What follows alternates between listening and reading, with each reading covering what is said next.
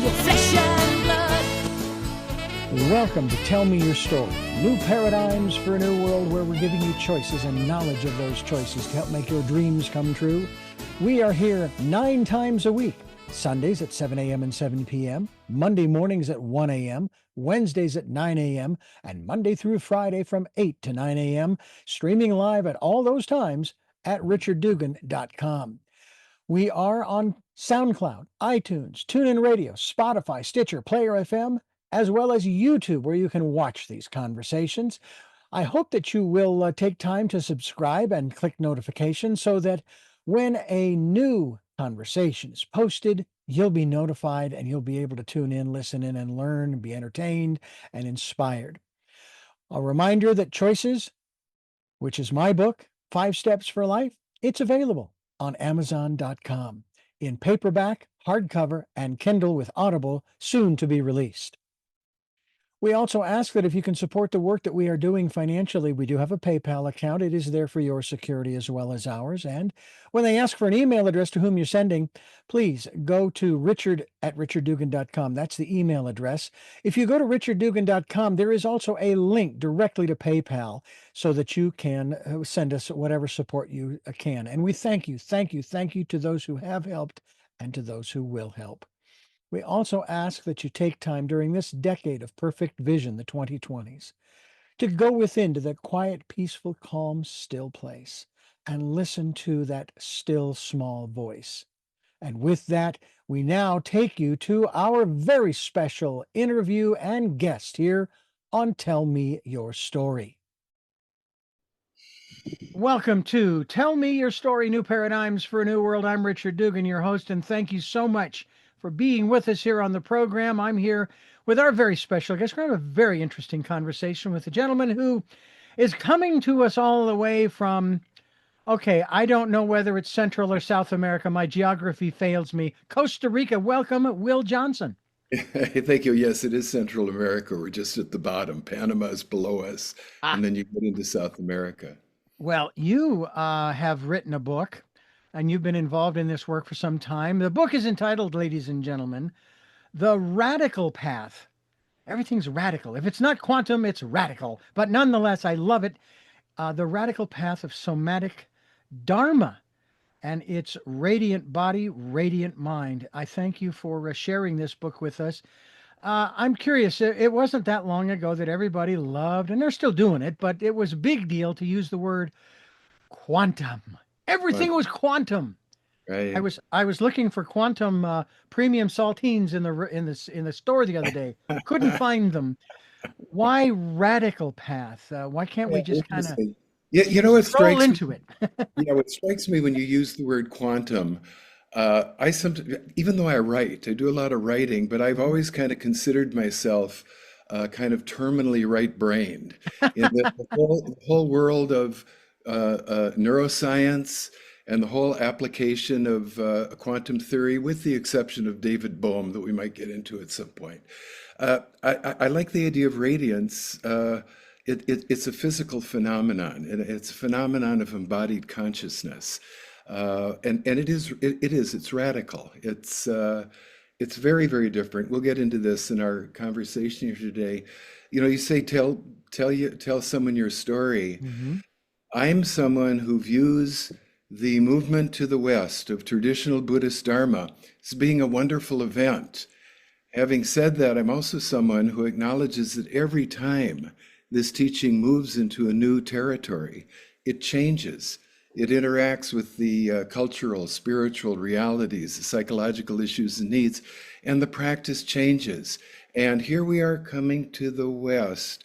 And from my perspective and from my experience, some of the orientation towards sitting practice that's coming over from Asia is in need of radical reformation. It's very, very rigid, it's very still, it's very frozen.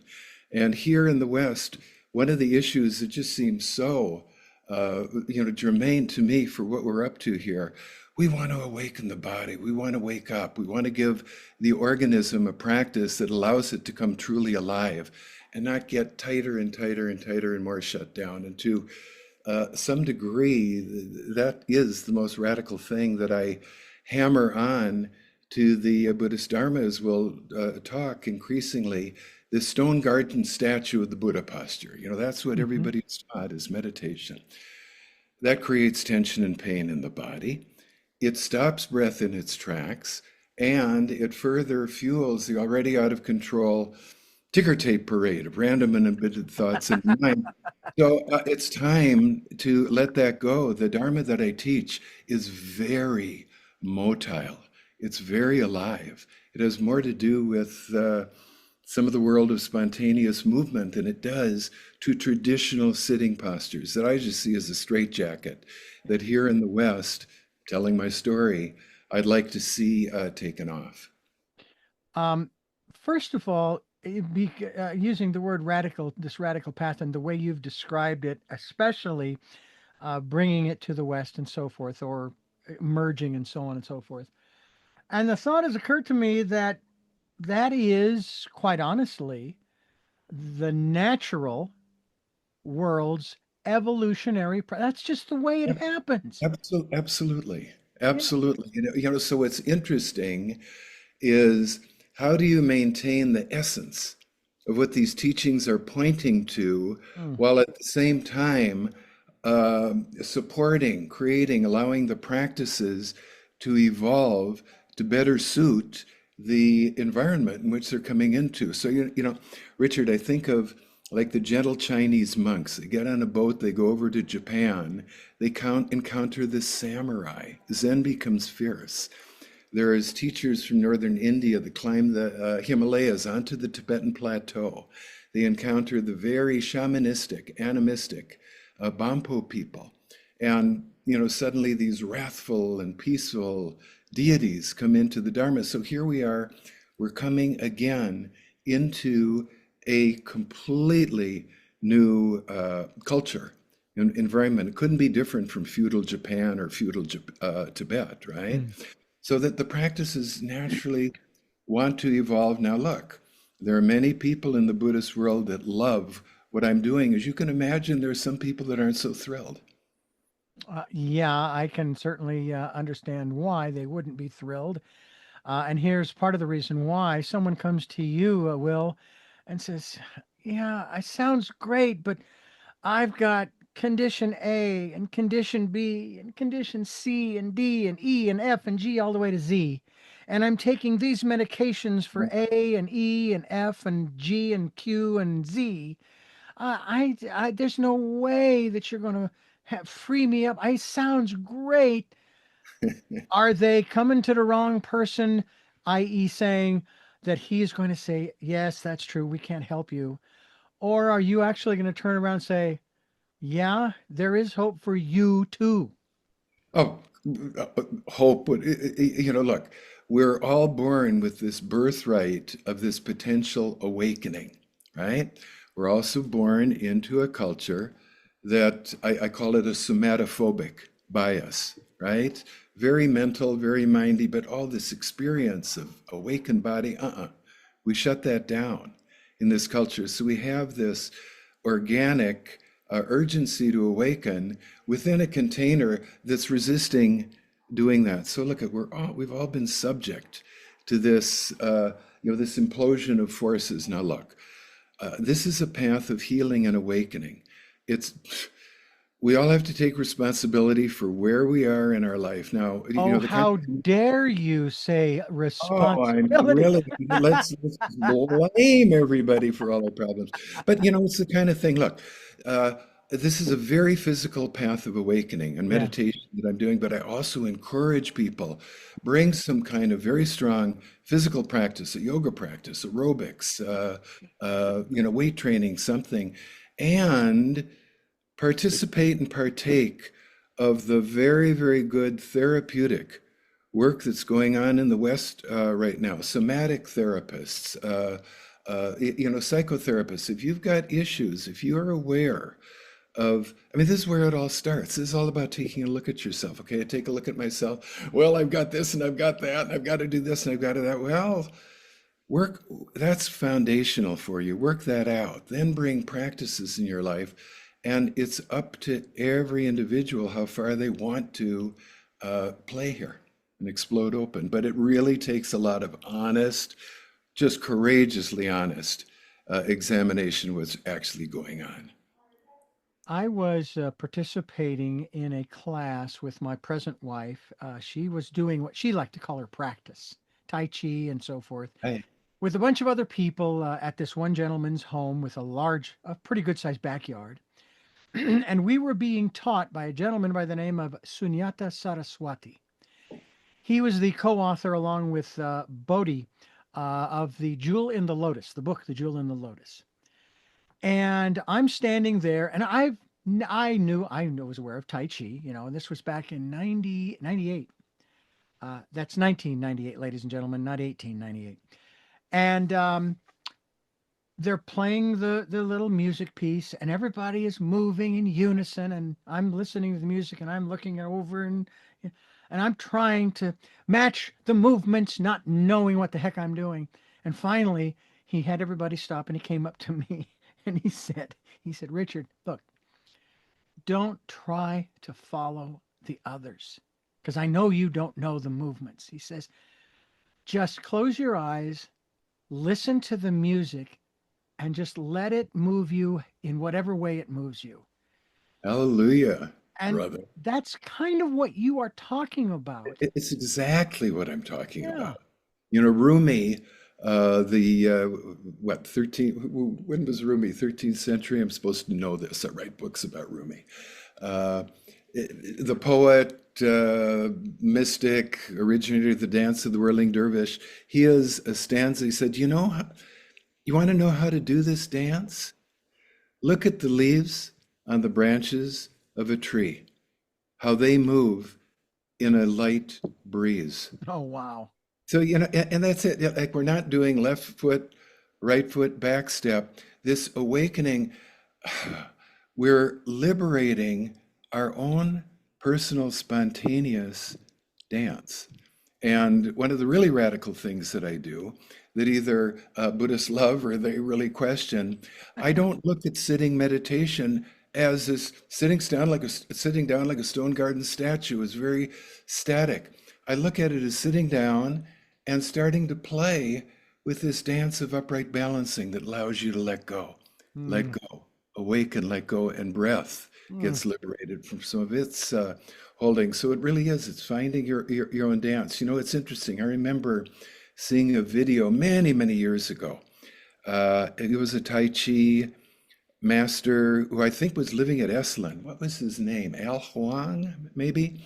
And there was a video of him down on the rocks, right by the ocean on the cliff below Esalen. And he was doing spontaneous Tai Chi, if you want to call it that. He was just Mhm. letting his body move in response to, I think, the energy of the waves. That was the most beautiful thing I'd ever seen. Oh, wow. Well, I think that's where what you're talking about in terms of that element of rigidity. If we want to Yeah, talk about Tai Chi specifically, because I brought it up, yeah, there are specific movements in that practice. Yes, there are, and maybe they do serve a particular function. But when we're talking about becoming alive, I mean, I worked with a woman well, it's now 5 years. Holy mackerel. hmm, 5 years ago. And she has this book called The Odyssey of Song. And she helps you to find and write and hopefully sing your song. I love it. I love it. And so I worked with her and with what I was going through at the time, and it still applies today. I wrote the song, which is available on my channel on YouTube. I'm a good man doing the best I can. Uh-huh. And then she and some of her friends offered to play instruments. They came into Ah, the radio station studio and we recorded separately each of the instruments. I synced them up, all this good stuff. And I actually have a band, if you will, behind me singing. And then, of course, I processed the voice a little. But it was wonderful because I remember I was asked to perform once in front of a group of people at this one facility. She invited me. She said, "I'd love for you to perform. Would you be willing?" I said, "Okay." And I've never been comfortable performing singing solo, because singing to me, it's like a much higher step above just speaking. And yet I have spoken with so many people on this program Uh, saying, yeah, but that's not true. It's not anywhere close. It's the same. It's exactly the same thing, because uh, when you are speaking at a particular note or tone, right, and right. you have that movement in it. So you're singing whether you think you are, or whether you're doing what you think is singing or not. So that was, but I was so gratified, not only because people enjoyed the song, but a lot of the men came up to me and they said, "Thank Uh-huh. you. Thank Yeah, you." I hear you, man. And I know that our society is not real supportive of maleness or femaleness for that matter. And I want to talk about that when we get back. We're Yeah. talking with a very special guest. I am truly enjoying this conversation with Will Johnson. He's the author of The Radical Path of Somatic Dharma, Radiant Body, Radiant Mind. And he is also the founder, and I had it in front, there it of is it the Bambu Hueco? Waco. Hueco. Bambu I Hueco. wasn't too far off. Along with the director of the Institute for Embodiment Training. We'll talk about that as well as we continue here on Tell Me Your Story. I'm Richard Dugan, and Will Johnson is my guest here. I'm going to try that one more time. I loved it. I got it right close. The Bambu Hueco, which is a retreat center in Costa Rica that basically views the body as, a doorway to spiritual growth and transformation. I'm going to jump off there. There's that passage in the Bible where Jesus has been asked by his disciples, as if they had just been watching a magic show. Wow, could you teach us how to do that? And he says, well, yeah, I could, but you know, you think that's something? You guys are going to do greater works than that. And I will tell you what I think he meant by that. And it is based in what you are doing in Costa Rica. And that is the greater work is to transform our lives. Yes, yes, yes. It's interesting that a comment that, yeah, I view the body as the doorway to real spiritual awakening rather than as it is unfortunately and unwittingly very commonly observed as an obstacle to that way awakening. It's Mm. very the quality of consciousness that passes as normal. Okay, lost in thought, me, me, right here, front of my head, front of my face, right? That's who I believe I am, right? I am the speaker of all those thoughts that are going through. And from that perspective, I believe that I am this body, but I don't experience it. It's just a concept. I don't feel it. Mm. On every single part of the body, down to the smallest cell, there's some kind of vibratory shimmer that lost in thought completely blankets over. Okay? So a lot of the play that I do with people is giving them permission to wake back up. I call it the cellular shimmer of the body. So we actually experience what body is, not just a concept of I am this entity named Will or whatever who has a body. And that starts changing everything. So it is fascinating for me. Yeah, the body and the awakening through the body is the path, not the obstacle or the detour. And that to me, it opens up so many doorways for Mhm. us because it really comes down to this. And I've shared this before on the program, so it's no big deal. I deal with high blood sugar. Mhm. Call it whatever you want. The sugar is a little high.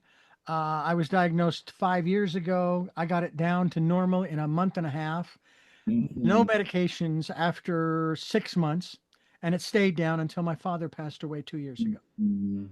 And it Mhm. spiked and it's never come down, even with the medications.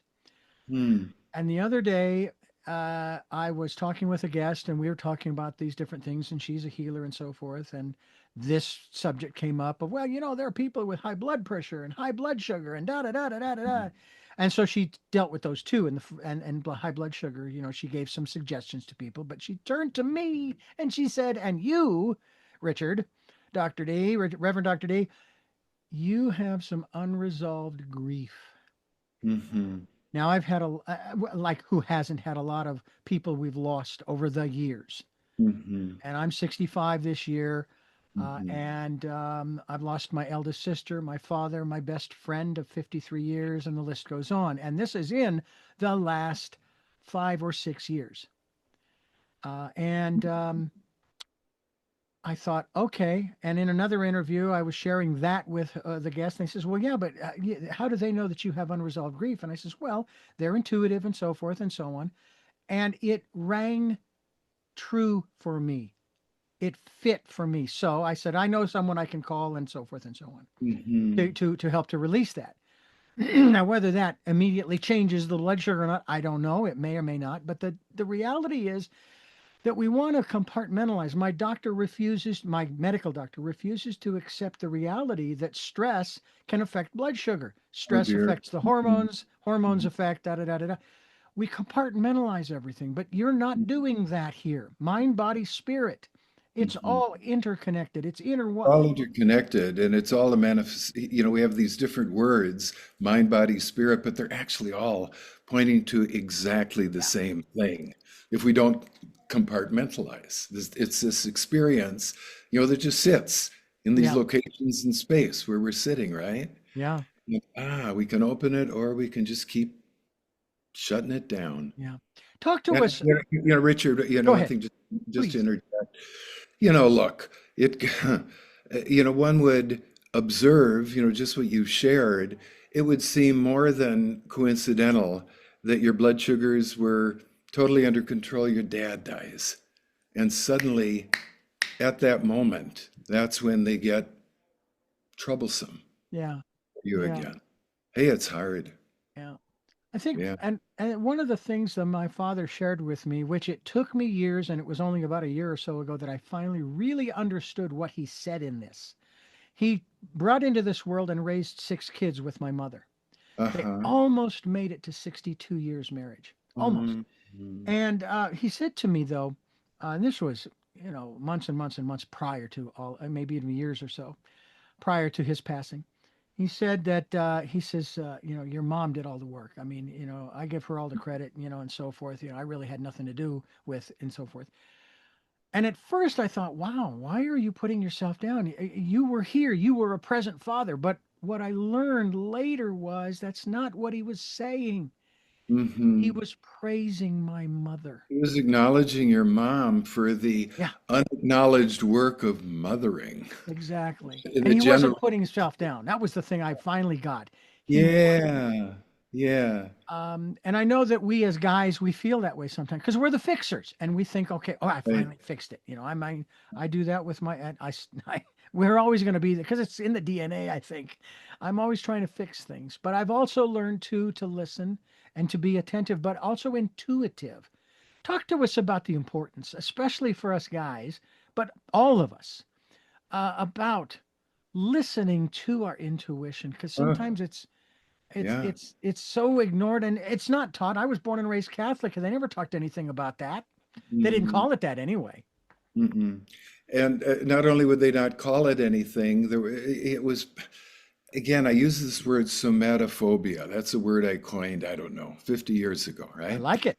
Somatophobic, bias of our culture. Our culture supports us getting very good with thought, mind, and as part and parcel of that, or to do that effectively, we have to kind of shut her down, throw a kind of a shrouding blanket over feeling states, over emotions, and over this felt shimmer that we can also it's a very physical felt shimmer that can come alive in the body. So opening tuition is just, again, it's intuition. It's just listening to these things. For one, for me, it's what's what's the experiential reality of my body's sensational, literally sensational presence right now? Mhm. Okay, there's some shimmer, there's some flow, ooh, there's some ache, there's some pain. Now, what do I do with the ache and the pain? I can either, again, I don't want to, who wants to feel that, right? I'm going to shutter that off.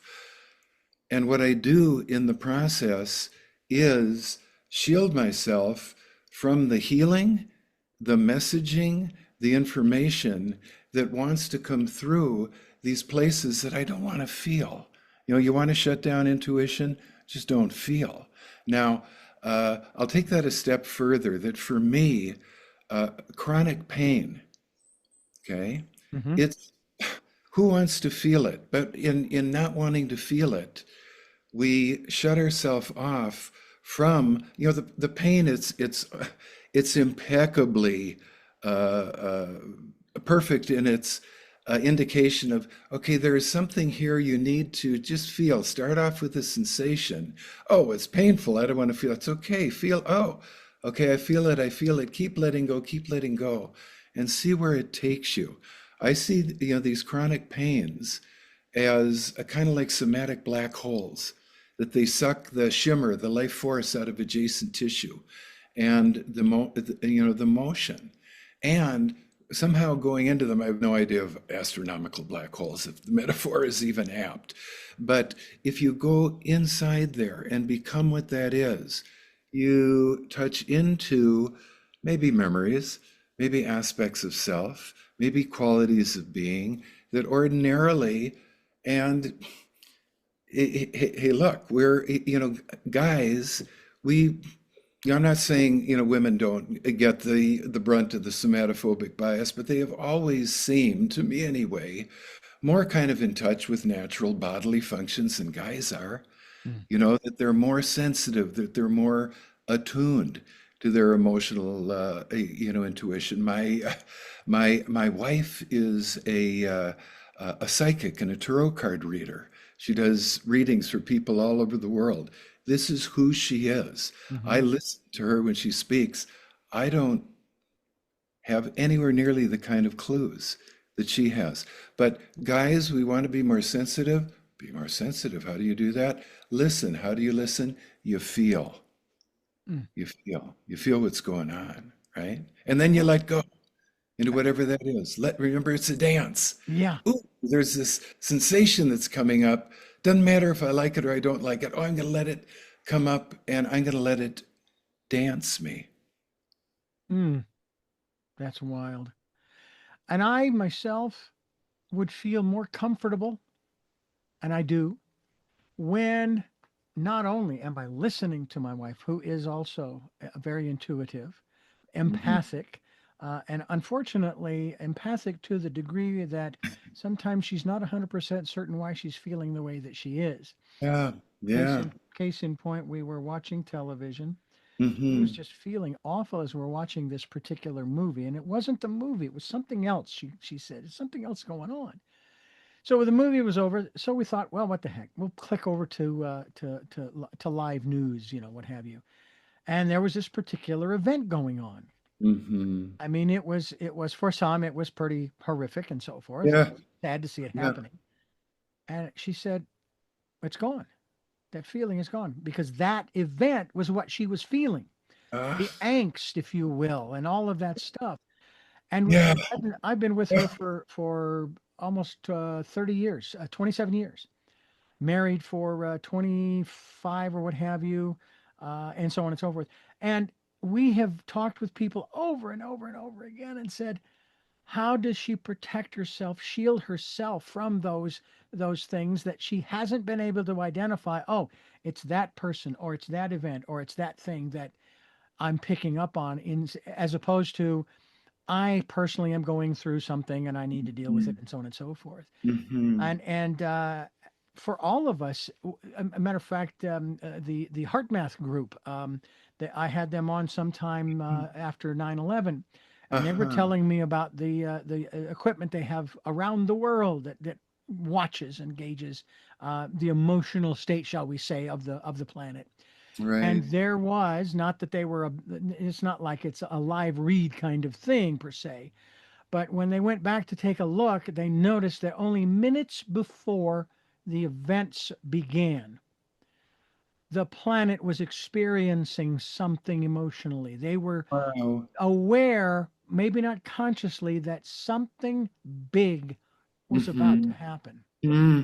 Now, I want to touch upon that from the Hmm. standpoint of trauma. In Mhm. another interview, I was talking with this woman who actually lives down in South America, and she does trauma healing. And I hadn't even thought about it in this context. Whether you want to take 9/11, you want to take a school shooting, you want to take a hurricane, an earthquake, a volcano erupting, wildfire burning down your home, etc. The list goes on. You and I will look at this event and I will lose my mind. I will just be beside myself, tears flowing, just running around like a chicken with his head cut off. You, Mhm. on the other hand, are observing this event, and it's like, yeah, well, that's what happens when fire gets into da da da, and it's a shame. I'm sorry for you're losing all your things and everything, but you are not emotionally charged. And this is the difference that she shared, that we don't hear. We'll put it this way, in the general media or even on social media. Trauma is not the event. Trauma is your Response. experience, your reaction to the event. Mhm. And that's why in a lot of training programs I've heard about, and I'm curious about this when being the director there of the Institute for Embodiment Training, Right. um, it is, you can't change the event. What you do is you reframe the event in your mind, and it releases the trauma. Interesting. Let me tell you a story first, and then I want to get into that because that's very interesting. In my early 20s, I was in a rafting accident off the coast of California. There were, I think, five of us, four guys and one woman. The woman drowned. Every one of us thought we were going to drown. We made it in without, our dear one. At that very moment that the raft hit the ocean, got into the ocean, we went down a river. We thought we were going to be safe getting off where it hit the ocean. We got caught in an undertow. We were way out in a big storm. My mother in Florida took to her bed. It was the latish afternoon there. She took to her bed. She was stricken. And my dad was going, Helen, what's going on? And get ready. We're supposed to go out to dinner. She couldn't move until, as she said, it was about an hour or so later. That's how long this whole thing went on. Mm. It lifted. So we talked the next day. I mean, how do you even begin to explain something like that? Uh, as humans, look, we're dealing with our personal body, and there's a lot of trauma in our personal body. All of us have been challenged with unhappy events, right? Nobody gets a free pass on that. No. So there's our personal body. Then we have our interpersonal body, our spouse, our family, our loved ones, our friends, our community. Then there's the whole political and planetary body. And for many people right now, the state of the planet, we are hurting. We're hurting, big time. And for me, I don't want to not feel that. I want to be aware that I'm feeling it so I can let it go a little bit as best I can. Do I let it go? No. If you think that just because I've done all this work, Will doesn't react to anything anymore. He's above the prey. That's not so. That is kind of an image that we might hold of traditional spiritual teachers coming over from Asia. Mm. Remember, Yeah. we're evolving this. We're becoming far more human, and our emotional response to events is very, very real. What happens all too often is, we've not been given good teaching in how to allow emotional responses to just express themselves. Yeah. Especially, I can sense you and me as guys. I'm a strong guy. I can tough anything out, right? Mm-hmm. All of this is there now for me. And there are some somatic oriented therapies that are very oriented towards trauma. And a lot of what I love about those is that maybe you go into a session, the therapist will, will see something going on in your body. My training for 50 years, I was a student of Ida Rolf's. She was the seminal somatic teacher about, well, there's so much stored in the body, but we can press into it, awaken it, and liberate it, and release it. So my orientation has been so strongly somatic from early days. Now, remember I was talking about these somatic black holes. Mm. They're where we have, everybody has a chronic place. It could be different for everybody. Back, the neck, the shoulders, the back, the belly, wherever, the legs, the head. Everybody has their particular place that where they kind of crunch. And look, we're all doing absolutely the best that we can, but a lot of the input can be so extreme that that crunch, if I can't deal with the intensity of the situation emotionally that's occurring right now, honestly, the healthiest thing that I can do is just I'm just gonna file it away, another twig on the beaver dam of the primal contraction reacting, right? So what a lot of these practices are oh yes, in these practices very often, oh, the sensations light up, we enter the shimmer, hey man, it's really good, it's happy, oh, I want to live here forever. That's not how it works. It's a process. It's like archaeology, you have these big openings. It may make it easier with this surface layer shed to go deeply into yourself and suddenly realize, oh, there's a feeling. So I haven't even been aware of that feeling. Oh, Yeah. it doesn't feel very good.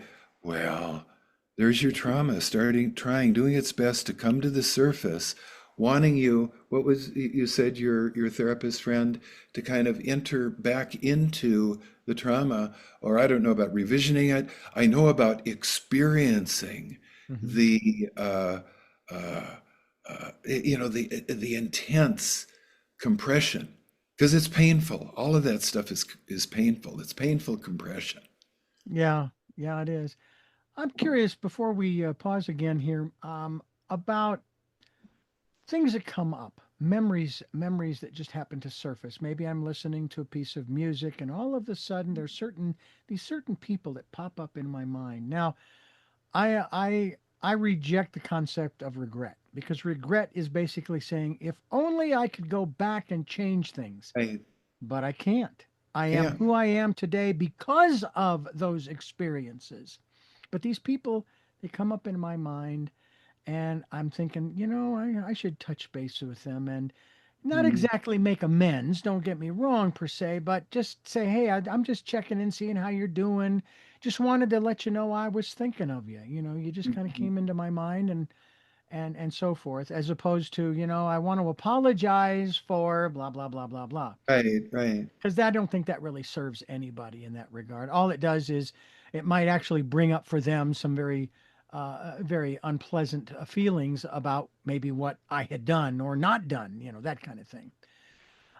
But I also find that those are this to me, it's part of the intuition. It's part of sort of the divine saying, hey, don't forget about these people. Just kind of maybe just send them a little energy. I'm a Reiki master. My wife and I both are. And so we Aha.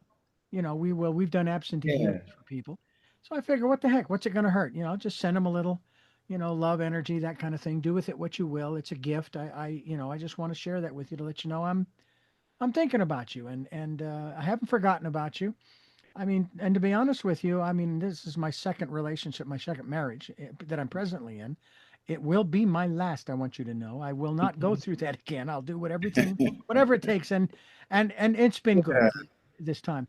But I still have feelings for my former wife from the standpoint that I don't hate her because she filed divorce papers and had a snake of an attorney and those kinds of things. But Right. but because there were some good times, we had some wonderful times, and we took some really cool trips. We took actually a cruise on our own to the Western Caribbean. We would Hmm. bicycle everywhere in Phoenix and the surrounding areas on a bicycle built for two, and those kinds of things. There were a lot of good things, and we were both of a similar mind of, trying to do what you are doing for people, and that is to better ourselves, to be a better person today than I was yesterday, and tomorrow than I am today. Not that yesterday I was horrible or today I'm Yeah, horrible. Just there's yeah, a room for improvement, and that's the evolutionary process. yeah. Room for improvement, perhaps, but what is the opportunity today? What's Yeah, presenting itself today that I could respond to, with some love? You take a look around at the world. I mean, it's the old cliche song, what the world needs now is a heck of a lot of love. yeah, It really does. And in face of a lot of the planetary horror that our political planetary body is feeling right now, some of the horrific things that go on, right? Uh, yeah. I honestly believe that the best and most powerful way I can help the planet is to work on myself to shed uh, anger, fear, uh, regret, hostility, Mhm. uh, and just work on myself every day to be as good a vehicle of transmitting love and the good stuff as I possibly can be. And Yeah, every day it's going to be better. Is an improvement day to day. Every day is different. Look at we are on a trajectory. We're all riding this current of the life force, yeah, right? yeah. So we're on this trajectory and it's going, going, going, right? We just ride it and uh, and do our best. It's interesting, Richard. You know what that brought up for me? I look back on my life. I've been fortunate. I've had lots of wonderful, partners in uh, in my life, and I also look back on absolutely the worst pain Mm, and the worst horror that I've ever, I guess maybe I'm lucky because this is all that I'm citing, would be when I was very, very much in love with someone and suddenly they pulled the plug and didn't want to play anymore. mm. That was always the most difficult. But having said that, I look back when you were talking, I look back just briefly on every one of my girlfriends, you Mm. know, and obviously we all broke up. My wife, Coco, we've been married now for 25 years. And it's kind of like I went through this until we finally got it right. Yeah. Right. That's part of the improvement and getting better as well. But I look back on every one of those wonderful beings as women, and uh, nothing but good wishes, good feelings, and I can't say I don't love them anymore. Well, not in the way that we did, right? Right. Sure. But that that goodwill is still there. That's a good way to put it. Will Johnson's my guest here on the program, and we're talking about this process of somatic dharma, the radical path of somatic dharma. A radiant body, radiant mind. I'm Richard Dugan. This is Tell Me Your Story. Many of the things that we've talked about on this program with Will Johnson, you can get a copy of that, is basically the radical path of somatic dharma. Um, the one of the things that I find interesting too, and folks, you probably can hear it in his voice when he speaks. The Mhm. man has what I would consider to be a perpetual smile. I noticed that from the very beginning, and it doesn't wane much. I will tell you, which leads me to believe that Will, you have number one, you've done the work. Number one, number two, that you truly do enjoy life, your life specifically, obviously. Yeah, And I maybe like me now. I myself, I want to live to be 100, but I want to make sure it's a good quality a of life. I good want to be quality. doing this. I joke with people saying they'll have to peel my cold dead carcass off the console. I don't envy that person that job, but nonetheless. But there's still so much to do. There's so many people to meet, so many conversations to have yet that hopefully, and doing the kind of work you are doing on yourself to change the world in your way, I'm doing the same thing. And we're encouraging people to do the same thing. It's Um, absolutely, it's really beautifully put. I liked listening to that. what was it that clicked for you? How early on Yeah. that said, this is the path that I need to be going down? And maybe not necessarily, and I'm going to write the book, The Radical Path, et cetera, but that said, I want to make this a better place. It isn't horrible. I mean, I live in Santa Barbara, California. It's beautiful here. All right. Mm, I hear a lot of complaining about a lot of different things, but it's still a beautiful place. And I want to make it a better place for everybody. But what for you? What was that? huh, it's really interesting. Partly I think it's that, look at I grew up, I did academics, I trained to be a body worker, I started getting into Buddhist practices, and it all kept coming back to I was so appreciative of what I was shown, of what I was being, we're at a time when all these teachings are coming over to the West, so appreciative, how lucky are we? And I kept experiencing that there was some kind of disconnect or some kind of missing something or other. Something wasn't put together at Mhm. the quite in the right way. And I feel fortunate. I have had, I guess, what you'd call very natural awakenings, or like somatic Mm. explosions of coming alive. The organism, just its total joy of being alive, giving myself permission to let everything that I'm holding back on feeling, it's okay, let it come. On every part of the body, down to the smallest cell, there's this little shimmer, this tingle. Mm. Ah, I can remember in every moment. And I do, I have to remember because otherwise I'll just go off in my mind like anybody else. I do my best to remember, and oh, okay, what now? Let me just shift my focus from lost in thought to present in sensation and breath, and everything starts shifting.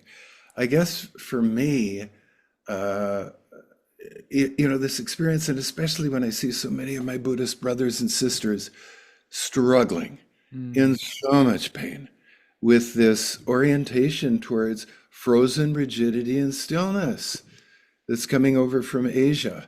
Yeah. Uh, just I guess an impulse to share. I think it's natural. I don't think it's necessarily anything unique or special. I do think as human beings, we want goodness for our brothers and sisters, right? Yeah. We really do. It's fundamental, and Mm. that's been easy then. Look, from an early age, I wrote. So I've done a lot of writing, a lot of writing, a lot of writing, a lot of writing. And the writing, I look back on all the writing, and it seems like it's been kind of a diary, a journal of my understanding about how to share some of this stuff with people. Hmm. And we'll see if it keeps going. And wasn't there a phrase, practice random acts of kindness and senseless acts of beauty. I Hmm. think it's a fundamental human trait that if we could just soften, right? Get out of our fear Mm. of coming alive, really experiencing this somatic awakening Yeah. Yeah. comes more easily. Couldn't agree with you more. Will Johnson is my guest, and we encourage you to pick up a copy of his book, obviously available on Amazon, The Radical Path of Somatic Dharma. What is your website? It's www.embodiment, embodiment.net.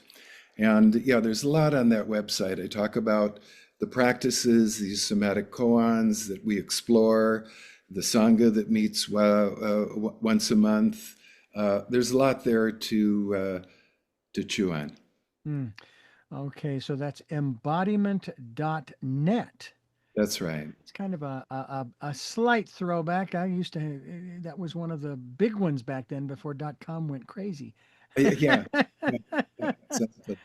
But nonetheless, we are glad that you are with us, and we're glad you folks are with us here on Tell Me Your Story. I'm Richard Dugan along with Will Johnson, and of course, we've been talking about his book, The Radical Path of Somatic Dharma, Radiant Body, Radiant Mind, and love to have you back on the program to continue this conversation. We hope that we can do that in the not too distant future because I want to continue to share what you are doing, even though it might take a little bit of a journey for some folks to get down to Costa Rica for some of your retreats and so forth. I'm sure that there are other opportunities as well. And we're so grateful that you've been a part of the work we're doing here. Well, thank you. And I enjoyed talking to you. And interestingly, the majority of the work I do right now is on Zoom. I love Zoom as a medium. I've got students now all over the world that we can gather together. Well, I do have three final questions to ask Sure. you that I ask all of my guests. But Okay. first, I want to thank you for listening to and watching Tell Me Your Story, New Paradigms for a New World, where we're giving you choices and knowledge of those choices to help make your dreams come true. We are here on Sundays at 7 a.m. and 7 p.m., Monday mornings at 1 a.m., and Wednesdays at 9 a.m. for our special edition of Tell Me Your Story. And we're also here Monday through Friday from 8 to 9 a.m., streaming live at all those times at richarddugan.com with podcasts on SoundCloud, iTunes, TuneIn Radio, Spotify, Stitcher, Spreaker, Amazon Music, as well as on YouTube, where you can watch these conversations. I hope you'll subscribe and click notification as well.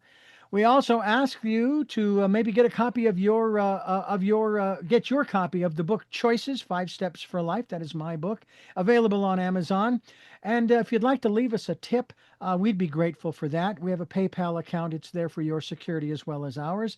And on the homepage of richarddugan.com, right there near the top, are two links. One to the Amazon location for Choices: 5 Steps for Life, and the other to the PayPal account where you can leave us a tip.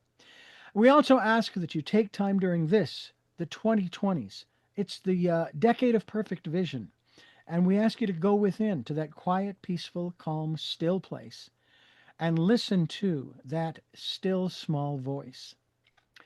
With all of that being said, we move into our final segment here, which is the three questions that I ask all of my guests. Now, Will, I've changed these questions. It's amazing how I've changed these over the last, and I've never gotten this number right, 17, 18, 19 years that we've been doing this program. Let's just Uh, say since 2007. Okay, you do the math.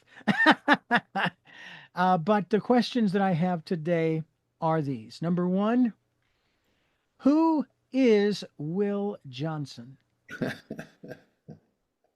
okay, answer. Just another guy who somehow uh, mm,